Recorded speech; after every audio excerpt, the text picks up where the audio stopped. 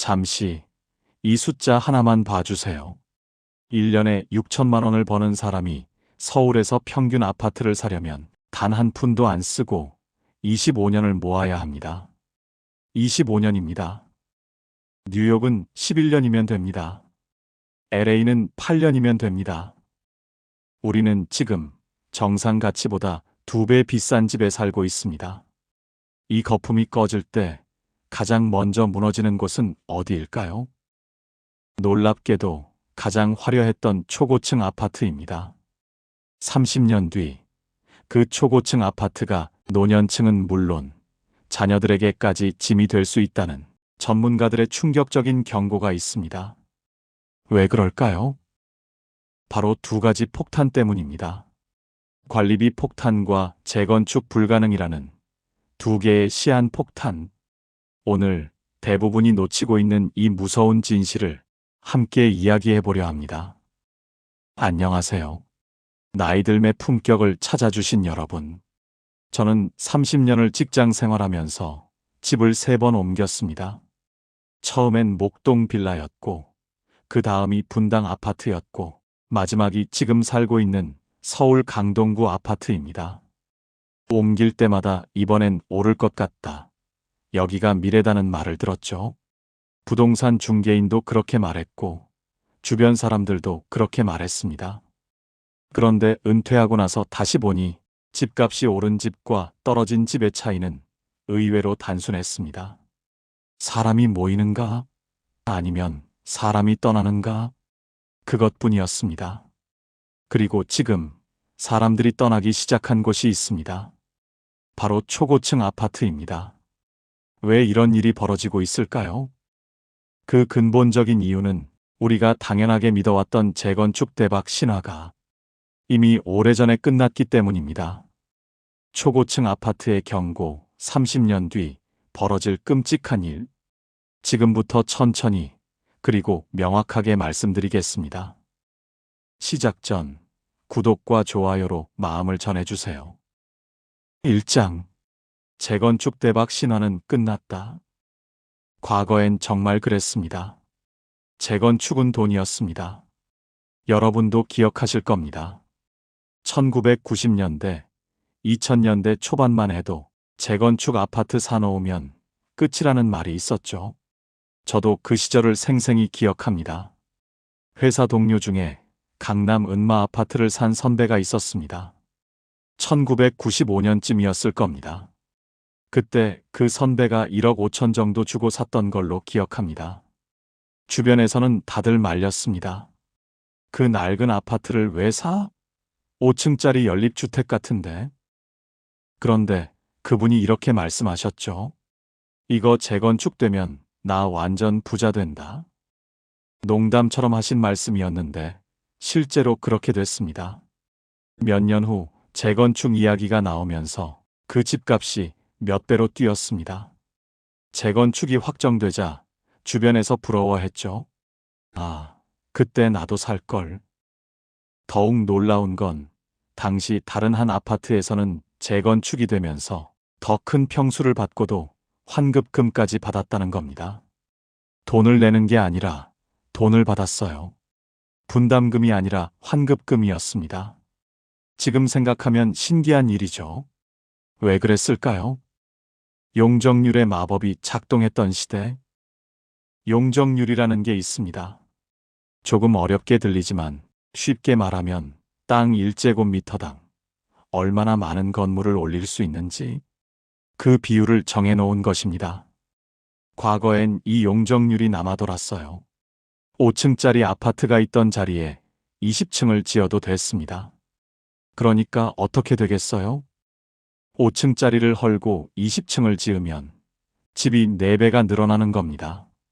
같은 땅에 집이 4배가 늘어나니 건설회사도 돈을 벌고 집주인도 돈을 받는 겁니다. 재건축하면 대박 돈 번다. 이 공식이 성립했던 시대였습니다. 게다가 그 시절엔 다른 조건들도 완벽했습니다. 인구가 계속 늘었습니다. 제가 직장 생활을 시작한 1980년대만 해도 우리나라 인구가 4천만 명 정도였습니다. 그게 5천만 명까지 늘었죠. 인구가 늘면 집이 부족해집니다. 집이 부족하면 값이 오릅니다. 경제도 빠르게 성장했습니다. 해마다 7%, 8%, 많게는 10% 넘게 성장했습니다. 월급도 계속 올랐습니다. 저도 입사할 때 받던 월급하고 퇴사할 때 받던 월급이 거의 10배 가까이 차이 났습니다. 월급이 오르니 사람들이 더 비싼 집을 살 수 있었습니다. 그러니 재건축은 무조건 이득이었죠. 그 시절을 경험한 분들은 재건축은 성공 신화로 기억하고 계실 겁니다. 저도 그랬습니다. 재건축만 되면 대박이지. 여러분도 그렇게 생각하셨죠? 그런데 지금은 완전히 다릅니다. 완전히. 저도 몇 년 전까지는 그 신화를 믿었습니다. 재건축만 되면 괜찮아. 하지만 은퇴하고 나서 시간이 생겨서 이것저것 공부를 해봤습니다. 부동산 책도 읽어보고 뉴스도 챙겨보고 재건축 이야기가 도는 현장에도 직접 가봤습니다. 그런데 상황이 완전히 달라져 있더군요. 여러분도 뉴스에서 보셨을 겁니다. 강남 재건축이 지연되고 있다는 이야기. 일기 신도시 재건축이 안 된다는 이야기. 왜 그럴까요? 이유는 간단합니다. 이제 재건축할 아파트들이 이미 높습니다. 과거엔 5층짜리를 재건축했습니다. 그럼 지금은 뭘 재건축하나요? 이미 15층, 20층, 25층짜리 아파트들을 재건축해야 하는 시대가 왔습니다. 잠실만 봐도 그렇습니다. 25층짜리 아파트를 재건축하려면 몇 층을 지어야 할까요? 35층? 40층? 50층? 문제는 여기서부터 시작됩니다. 건축비가 기하급수로 폭등합니다. 제가 아는 건설업계 지인에게 들어보니 이런 이야기를 하더군요. 형님, 요즘은 높이 올라갈수록 비용이 장난 아닙니다. 왜 그럴까요? 높이 올라갈수록 바람이 강해집니다. 50층짜리 건물에는 엄청난 바람이 붑니다.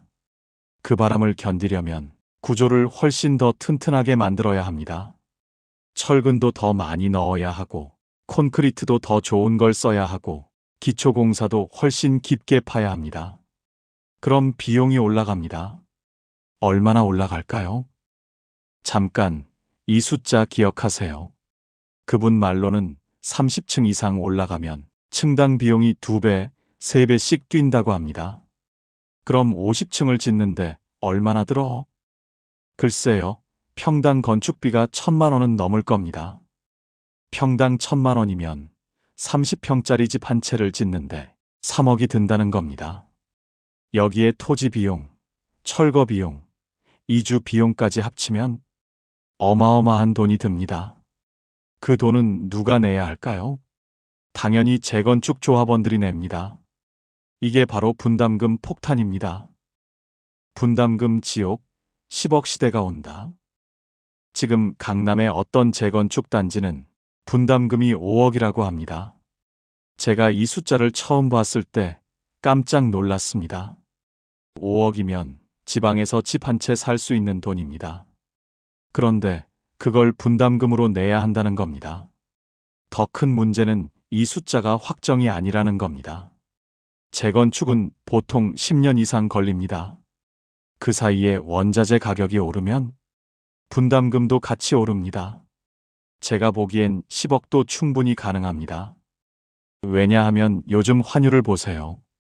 달러당 1,500원까지 올라갔다가 내려왔습니다. 환율이 오르면 무슨 일이 생길까요? 수입하는 원자재 값이 다 올라갑니다. 철근, 시멘트, 유리, 엘리베이터 부품, 이런 것들이 거의 다 수입품입니다. 그러니 환율이 오르면 건축비도 따라서 오릅니다. 그럼 분담금도 당연히 올라가는 겁니다. 여러분, 10년 후 이런 상황을 한번 상상해 보세요. 내가 강남권에 30억짜리 아파트를 갖고 있는데 재건축 분담금으로 10억을 더 내야 한다면 총 40억이 드는 겁니다. 그런데 재건축이 끝나고 나서 집값이 40억보다 더 오를까요? 장담할 수 없습니다. 아니, 솔직히 말하면 힘듭니다. 이게 바로 분담금 지옥입니다. 왜 일기 신도시 재건축이 안 되는가? 이유가 있습니다. 요즘 일기 신도시 이야기가 많이 나오죠. 분당, 일산, 평촌, 산본, 중동. 저도 1990년대 초 분당 신도시 분양 신청을 해본 적이 있습니다. 당시 회사에서 단체로 신청했었거든요. 저는 떨어졌지만 당첨된 동료들은 정말 부러웠습니다. 그때만 해도 분당은 대부분 논밭이었어요. 여기에 도시가 생긴다고? 신기했습니다. 그런데 그 분당이 이제 재건축을 해야 할 시기가 왔습니다. 벌써 30년이 넘었으니까요. 그런데 재건축이 얼마나 진행됐을까요? 거의 안 됐습니다. 왜일까요? 단지가 커서? 동의율이 안 나와서? 물론 그것도 있습니다. 하지만 본질은 따로 있습니다. 재건축을 해봤자 이득이 없다는 걸 주민들도 이제 알아차린 겁니다. 제가 분당에 사는 직장 동료한테 물어봤습니다. 너희 아파트 재건축 언제 해? 그 친구가 이렇게 답하더군요. 재건축? 글쎄, 찬성하는 사람도 있고 반대하는 사람도 있어. 나는 솔직히 반대쪽이야. 분담금이 얼마나 나올지 모르잖아. 게다가 나는 여기서 10년만 더 살다 고향으로 이사 갈 건데. 왜 이사 나가서 10년을 기다려야 해? 실제로 그렇습니다. 아파트 재건축 기간 평균 8년에서 10년. 연세 많으신 분들은 이렇게 생각합니다. 나는 여기서 조금만 더 살다 갈 건데 왜 재건축을 해? 젊은 분들은 또 이렇게 생각합니다. 분담금 10억 내고 10년 기다렸다가 들어갈 바엔 그냥 새 아파트 하나 사는 게 낫지 않나? 실제로 그게 더 합리적일 수 있습니다. 그러니 재건축이 안 되는 겁니다. 이건 정책 문제가 아닙니다. 구조의 문제입니다. 시대가 바뀐 겁니다. 혹시 여러분도 비슷한 고민하고 계신가요? 30년짜리 아파트를 짓고 있습니다. 지금도. 더 큰 문제가 하나 더 있습니다. 지금 짓는 아파트들이 몇 년이나 갈까요? 제가 건설업계 지인한테 물어봤습니다. 요즘 아파트들 몇 년이나 가겠지요? 글쎄요, 30년 정도? 왜 더 튼튼하게 안 짓는 거야? 100년 정도 가면 좋잖아. 형님, 그러면 비용이 너무 많이 들어요. 평당 분양가가 2배는 올라갈 겁니다. 그럼 누가 사겠어요? 이게 현실입니다. 건설회사 입장에서 생각해 보세요. 아파트를 100년 가게 튼튼하게 지으면 어떻게 될까요? 건축비가 엄청나게 올라갑니다. 그럼 분양가도 비싸집니다. 분양가가 비싸지면 팔리지 않습니다. 그러니 건설회사는 어떻게 할까요? 30년, 40년 정도 가게 짓습니다. 그러고 다시 재건축하면 되니까요. 그럼 건설회사는 또 일거리가 생깁니다. 이게 건설업계의 속내입니다. 그래서 지금 짓고 있는 아파트들 30년, 40년 지나면 살기 힘든 아파트가 될 가능성이 높습니다. 이장, 무너지는 신호들 이미 시작됐습니다. 30년 뒤에 시그니엘, 롯데월드타워는? 여러분, 서울 잠실에 있는 시그니엘 레지던스 아시죠? 123층짜리 초고층 주상복합 아파트입니다. 평당 1억이 넘는 집도 있었죠. 제가 몇 년 전에 그 건물 앞을 지나가다가 한참을 올려다본 적이 있습니다. 와, 정말 높네. 목이 아플 정도로 높더군요. 그런데 집에 돌아오는 길에 이런 생각이 들었습니다. 30년 뒤엔 어떻게 될까? 모든 건물은 시간이 지나면 낡습니다. 우리 집 아파트만 봐도 그렇습니다. 20년 됐는데 벌써 여기저기 문제가 생깁니다. 외벽에 금이 가고, 화장실 배관에서 물이 새고, 엘리베이터가 자주 고장나고. 그런데 이게 20층짜리 아파트 이야기입니다. 123층짜리 건물이 30년 뒤엔 어떻게 될까요? 재건축을 한다면 몇 층을 지어야 수지가 맞을까요? 200층? 말이 안 됩니다. 기술적으로도 어렵고 비용도 천문학적으로 들어갑니다. 그럼 어떻게 될까요? 재건축을 못합니다. 그럼 그 건물은 어떻게 될까요? 관리비 폭탄이 터집니다. 초고층 아파트는 유지, 보수 비용이 상상을 초월합니다. 엘리베이터만 해도 그렇습니다. 일반 아파트는 엘리베이터가 2대에서 4대입니다. 그런데 초고층 아파트는 10대가 넘습니다. 엘리베이터 하나 교체하는데 얼마나 들까요? 보통 아파트는 5천만 원에서 1억 정도 듭니다. 그런데 초고층 아파트는 특수 엘리베이터라서 한 대당 3억, 5억씩 듭니다. 초고속 엘리베이터는 더 비쌉니다. 외벽 수리는 어떨까요? 크레인을 띄우는 것부터가 수천만 원입니다. 100층짜리 건물 외벽을 수리하려면 특수 장비가 필요합니다. 헬기를 동원해야 할 수도 있습니다. 그 비용은 누가 내나요? 관리비로 냅니다. 그럼 관리비가 얼마나 나올까요? 잠깐, 이 숫자 기억하세요. 지금도 관리비가 이미 평당 1만 원 넘는 곳이 많습니다. 30년 뒤엔 평당 2만 원, 3만 원도 가능합니다. 제가 아는 분이 초고층 아파트에 삽니다. 그분이 이런 말씀을 하시더군요. 관리비가 한 달에 80만 원 나와. 겨울엔 난방비까지 합쳐서 150만 원도 나오고 80평 아파트라고 하셨습니다. 연금 타서 관리비 내고 나면 생활비가 남을까요? 이게 바로 노후 관리비 지옥입니다. 이 관리비 폭탄을 피할 수 있는 방법이 있을까요? 잠깐 여기서 멈추겠습니다. 여러분, 혹시 지금 이런 생각하고 계시지 않나요? 그럼 어떻게 해야 하는데? 다음 파트에서 이 폭탄을 피할 수 있는 노후 주거의 새로운 공식을 말씀드리겠습니다. 하지만 그 전에 더 충격적인 사실 하나를 먼저 아셔야 합니다. 바로 땅 지분 이야기입니다. 땅 지분이 너무 작습니다. 위험할 정도로. 또 하나 중요한 문제가 있습니다. 초고층 아파트는 땅 지분이 거의 없습니다. 땅 지분이란 그 아파트가 서 있는 땅을 내가 얼마나 소유하고 있느냐는 겁니다. 예를 들어 시그니엘 레지던스 80평형의 땅 지분이 얼마나 될까요? 고작 4~5평입니다. 제가 사는 20층짜리 아파트는 30평형인데 땅 지분이 10평 정도 됩니다. 건물이 낡아서 가치가 떨어지면 남는 건 뭘까요? 바로 땅입니다. 제 집은 땅이 10평 남습니다. 그런데 시그니엘은 4~5평밖에 안 남습니다. 4~5평짜리 땅으로 뭘 할 수 있을까요? 아무것도 못합니다. 그러니 재건축도 불가능하고 가치도 회복이 안 되는 겁니다. 과거 강남의 5층짜리 연립주택은 땅 지분이 컸습니다. 20평, 30평씩 됐습니다. 그래서 재건축이 가능했던 거죠. 하지만 지금 짓는 50층, 100층짜리 아파트는 30년 뒤 그냥 흉물이 될 가능성이 높습니다. 부자들도 결국 떠나기 시작했습니다. 그럼 이렇게 생각하실 수 있습니다. 초고층 아파트는 부자들이 사는 곳이니까 그래도 괜찮지 않을까? 과거엔 그랬습니다. 하지만 요즘 부자들은 영리합니다.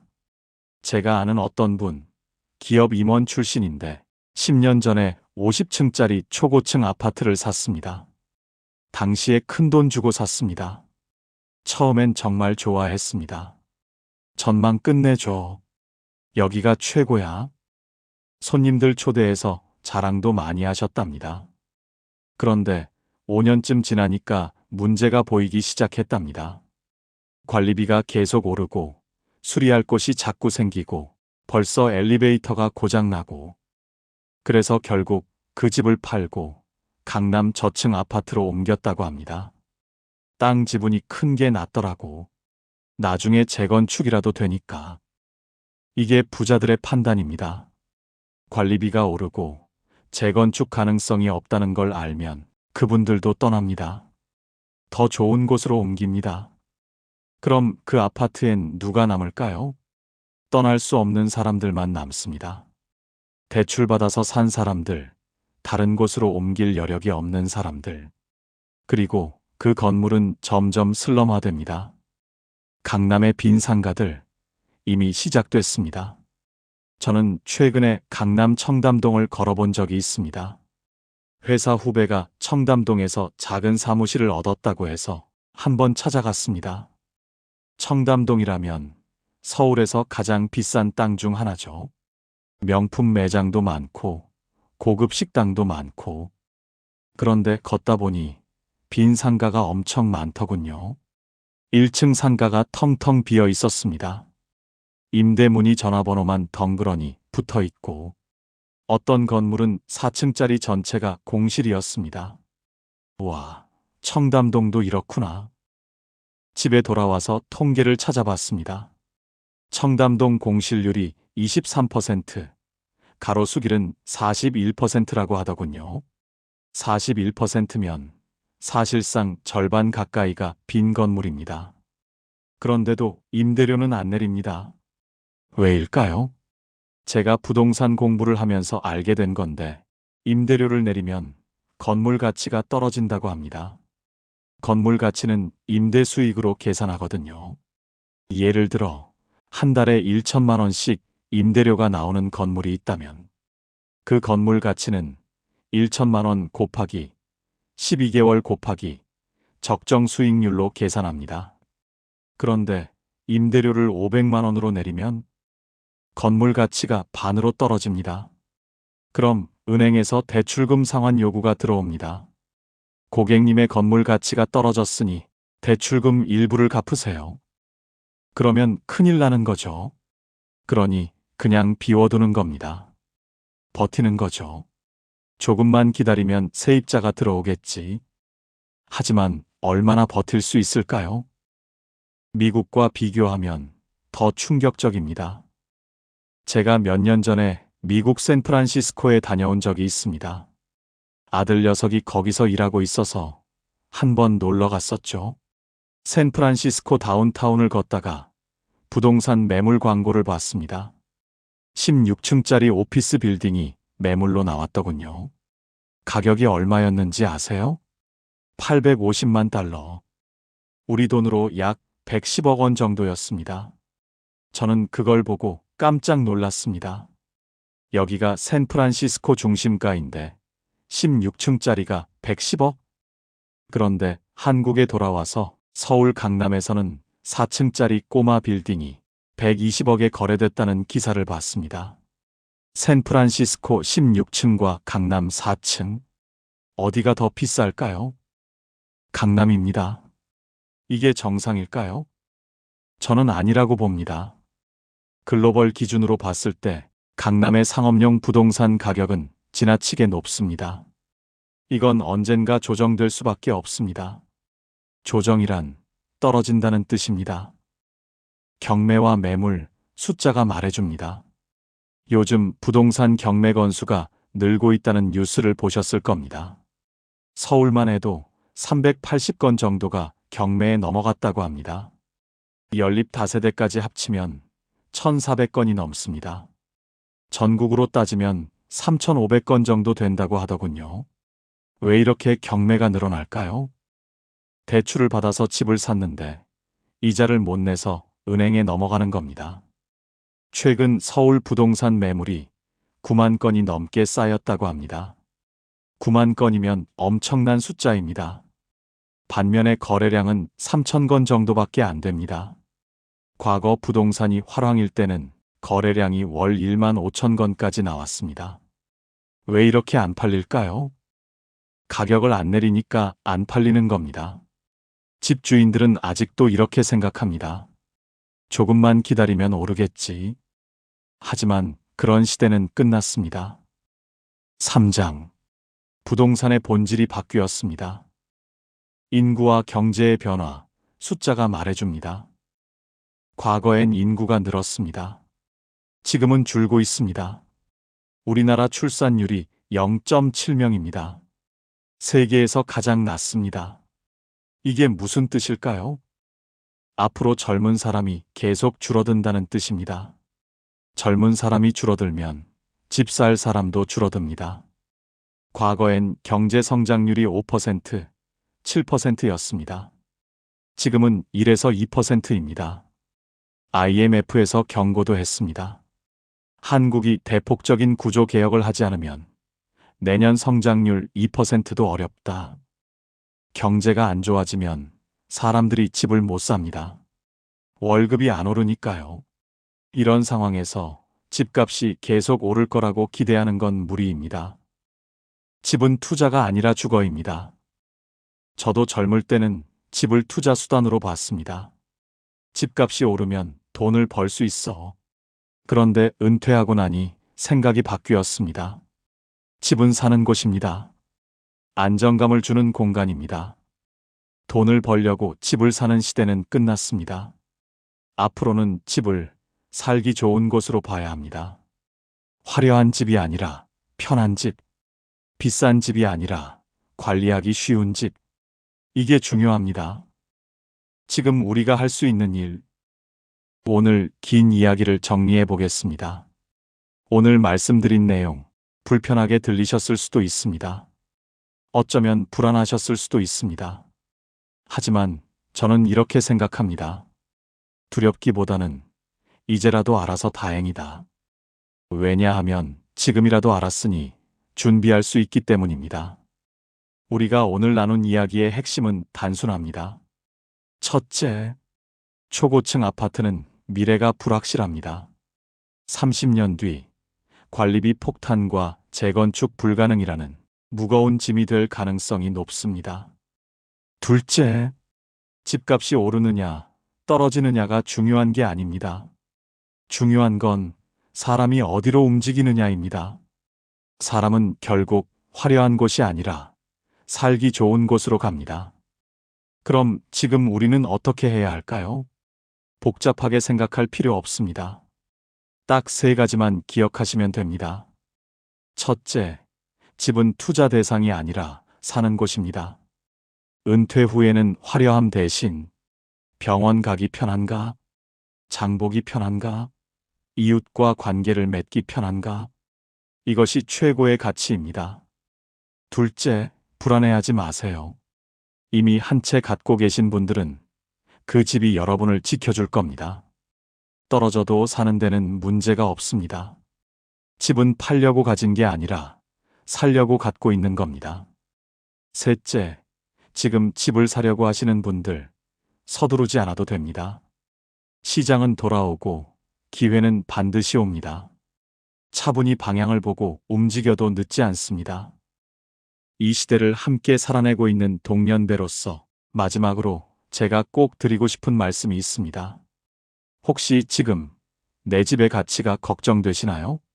아니면 집을 팔아야 할지, 아니면 기다려야 할지 고민되시나요?